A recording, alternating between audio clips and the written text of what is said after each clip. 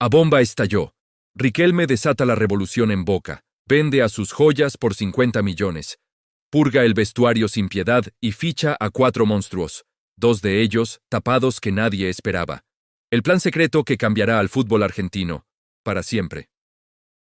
Lo que estás por leer no es un rumor, no es una especulación barata de esos periodistas que viven de inventar titulares para generar clics. Es la confirmación cruda, sin filtros y con todos los detalles del movimiento más audaz, calculado y revolucionario que Juan Román Riquelme ha ejecutado desde que asumió el poder en Boca Juniors. Un plan maestro que no solo redefinirá el futuro del club, sino que sacudirá los cimientos del fútbol argentino como nunca antes se había visto. Porque esto no es un simple mercado de pases. Esto es una declaración de guerra, una reconstrucción desde cero, una purga sin concesiones y una apuesta tan arriesgada que podría coronar a Román como el genio más grande de la historia xeneize o hundirlo en el ostracismo si algo sale mal, pero una cosa es segura. Después de esto, nada volverá a ser igual en la Bombonera. Todo comenzó con un secreto a voces que nadie se atrevía a confirmar. Boca Juniors estaba dispuesto a vender a sus 2 mayores joyas, los jóvenes valores que representaban el futuro del club, pero no por necesidad económica, sino como parte de un plan mucho más ambicioso. Una estrategia de ajedrez donde cada pieza sacrificada tenía un propósito mayor, y cuando las cifras comenzaron a filtrarse, el mundo del fútbol argentino se quedó sin aliento. Porque no se trataba de cualquier transferencia, sino de negociaciones récord que dejarían al club con los bolsillos repletos y la libertad absoluta para reconstruir un equipo a la medida de los sueños de Riquelme. Un equipo ganador, un equipo sin concesiones, un equipo donde solo tendrían cabida aquellos dispuestos a dejar la piel en cada partido. El primer golpe llegó con la venta de Cristian Zenón, el volante que había surgido como una de las promesas más sólidas del fútbol argentino. Un jugador con una visión de juego excepcional, un líder en el mediocampo y una pegada que lo hacía letal en el área rival. Pero Riquelme, con esa frialdad que lo caracteriza cuando se trata de negocios, supo que era el momento justo para negociar, porque en el fútbol moderno no se trata solo de talento, sino de timing. Y el timing para vender a Zenón era perfecto, con el AC Milan obsesionado con su perfil y dispuesto a pagar una fortuna por él. La negociación fue dura como corresponde cuando se trata de un jugador de su nivel. Pero al final, los números hablaron. 22 millones de dólares fijos, más 5 millones en variables ligados a su rendimiento y a la clasificación del Milan a la Champions League. Pero aquí viene el detalle maestro, ese toque de genialidad que solo un negociador como Riquelme podría lograr. Boca se quedó con el 15% de una futura venta, lo que significa que si el Milan decide venderlo en el futuro por, digamos, 50 millones, el xeneize embolsaría 7.5 millones extra sin haber movido un dedo. Un movimiento que demuestra que Román no solo piensa en el presente, sino que está construyendo un legado económico para el club a largo plazo. Pero si la venta de Zenón fue un terremoto, lo que vino después fue un tsunami. Ezequiel el Changuito Ceballos, el jugador más eléctrico, impredecible y talentoso de la cantera xeneize en años, el tipo de futbolista que hace vibrar a las gradas con cada regate, cada amago, cada jugada de fantasía. Estaba en la mira del Chelsea FC, y aquí Riquelme demostró una vez más que sabe cuándo es el momento de soltar, porque Ceballos, pese a su inmenso talento, arrastra una historia de lesiones que podrían devaluarlo en cualquier momento, y el vicepresidente xeneize no estaba dispuesto a arriesgarse. La oferta del club londinense fue irresistible, 28 millones de euros fijos más 7 millones en variables, lo que lleva el total a más de 35 millones de euros, una cifra récord para un jugador argentino. Un monto que no solo salvó las finanzas del club, sino que le dio a Riquelme el poder de fuego necesario para ejecutar la segunda fase de su plan, porque esto no se trataba solo de vender, sino de vender en el momento justo, al precio justo y con un propósito claro. Financiar la purga más brutal que se haya visto en el vestuario de Boca en décadas. Con más de 50 millones de dólares en la caja, Riquelme no perdió tiempo. Su primer objetivo no fue fichar, sino limpiar.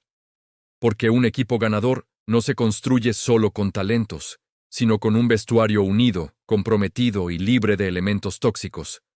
Y aquí es donde el plan se vuelve aún más audaz, porque Román no tuvo piedad. Los jugadores con ciclos cumplidos, aquellos con sueldos desproporcionados y rendimientos mediocres, los que generaban ruido en el vestuario o simplemente ya no tenían el hambre necesaria para pelear cada pelota, recibieron un mensaje claro: o se alinean con el proyecto o la puerta está abierta. No hubo concesiones, no hubo sentimentalismos, solo una consigna brutal. Boca no es un club de jubilados de lujo. Aquí se queda quien está dispuesto a sangrar por la camiseta. El resto puede buscar otro destino. La lista de condenados es larga y explosiva. Está el delantero estrella, que llegó con bombo y platillo, pero nunca terminó de explotar ese 9 con sueldo de élite, pero rendimiento de montaña rusa, al que ya le comunicaron que no cuenta, y cuyo contrato será resuelto con parte del dinero de las ventas. Están los defensores experimentados, que perdieron la chispa a esos zagueros con contratos millonarios, pero sin la velocidad ni la intensidad que exige el fútbol moderno, y cuya salida se acelerará con la llegada del central tapado que Riquelme trae desde Europa. Y están los mediocampistas de relleno, esos jugadores que ocupan espacio en el plantel sin aportar jerarquía, con sueldos altos para ser suplentes y sin el nivel necesario para ser titulares indiscutidos. Todos ellos tienen los días contados, porque en el nuevo Boca no hay lugar para mediocridades. Pero la purga no es un fin en sí mismo, sino el camino para dar paso a la segunda fase del plan: los fichajes. Y aquí es donde Riquelme demuestra que no es solo un buen vendedor, sino también un comprador astuto. Porque con el vestuario limpio y los bolsillos llenos, el vicepresidente Xeneize activó una operación relámpago para traer no 1 ni 2, sino 4 refuerzos de jerarquía, 2 de ellos con el sello de ídolos que regresan, y otros 2 que son auténticos tapados, esos fichajes que nadie veía venir, y que podrían marcar la diferencia en la cancha.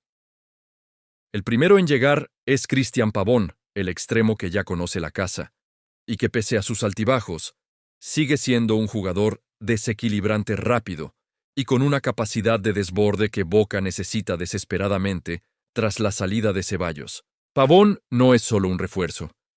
Es una apuesta por la redención, un jugador que tiene una deuda con la hinchada y que ahora tendrá la oportunidad de pagarla. La negociación está avanzada y su llegada es cuestión de días, con un contrato a largo plazo que demuestra que Riquelme apuesta por él como pieza clave en el ataque. El segundo nombre es Jonathan Calleri, el delantero de garra, el 9 que presiona, que pelea cada balón y que contagia al equipo con su intensidad. Calleri no es un crack técnico, pero es exactamente el tipo de jugador que Boca necesita. Un líder en el área, un referente que no da una pelota por perdida y que sabe lo que es vestir la camiseta Xeneize. Su regreso es casi un hecho, con una negociación cerrada por unos $8 millones y el jugador presionando a su club en Brasil para acelerar su salida. Pero aquí viene lo más jugoso, porque Riquelme no se conformó con traer de vuelta a 2 ídolos. Quería sorpresas, quería nombres que nadie esperaba y que pudieran marcar la diferencia en posiciones clave. Y vaya, si lo logró.